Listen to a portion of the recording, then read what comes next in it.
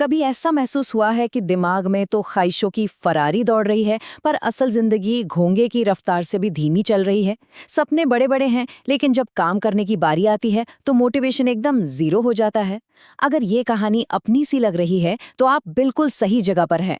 चलिए इस पहेली को सुलझाने की कोशिश करते हैं। जरा एक पल रुककर इस बात को दिल में उतरने दीजिए। ये सिर्फ सुनने में अच्छी लगने वाली लाइन नहीं है, ये एक सच्चाई है।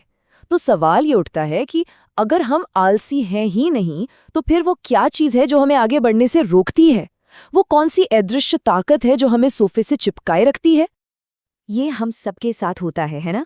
लक्ष्य सामने है, क्या करना है ये भी पता है, लेकिन वो पहला कदम उठाना ही पहाड़ चढ़ने जैसा लगता है। ऐसा क्यों? इसका जवाब छिपा है इस बात में कि हम अनजाने में अपने दिमाग को कैसी ट्रेनिंग दे रहे हैं। और देखिए, सबसे ज़रूरी बात यह है कि ये कोई कैरेक्टर की कमी नहीं है।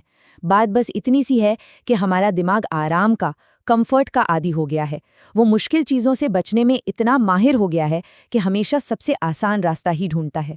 हर बार जब हम जिम जाने के बजाय नेटफ्लिक्स चुनते हैं या उस ज़रूरी काम को शुरू करने के बजाय फ़ोन पर स्क्रॉल करते रहते हैं, तो हम अपने दिमाग को एक सिग्नल भेजते हैं, एक ट्रेनिंग दे रहे होते हैं कि भाई मुश्किल चीज़ों से बचना ही सही ऑप्शन है।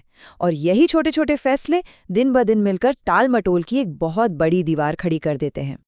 और हम खुद को समझाने में तो माहिर हैं ही। क्यों?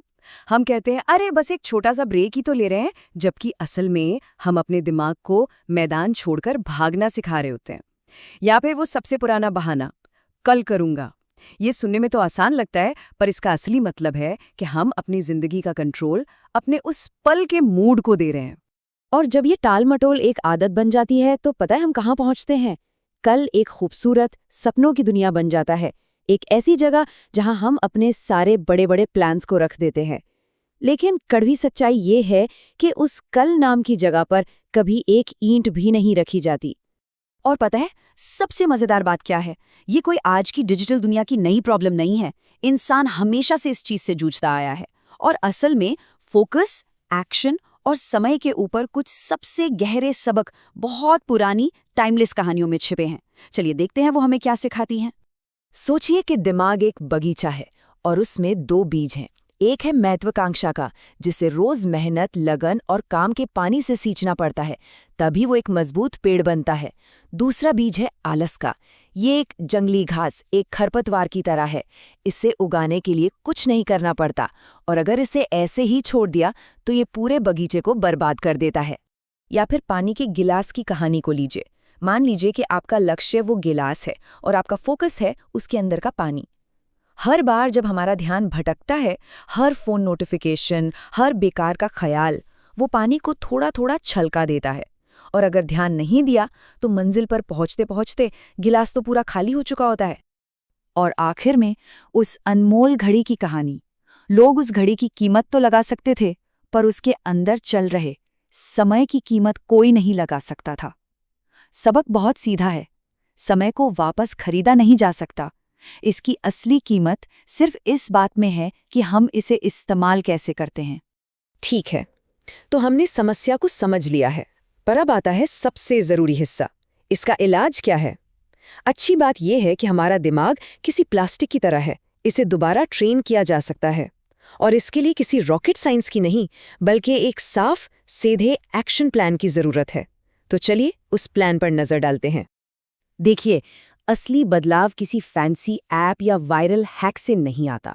इसकी शुरुआत होती है एक पक्के इरादे से। एक ऐसा फैसला जो आप अपने आप से करते हैं कि बस अब दिमाग को ऑटो पायलट मोड पर नहीं चलाना है, अब जिंदगी का स्टीयरिंग व्हील अपने हाथ में लेना है।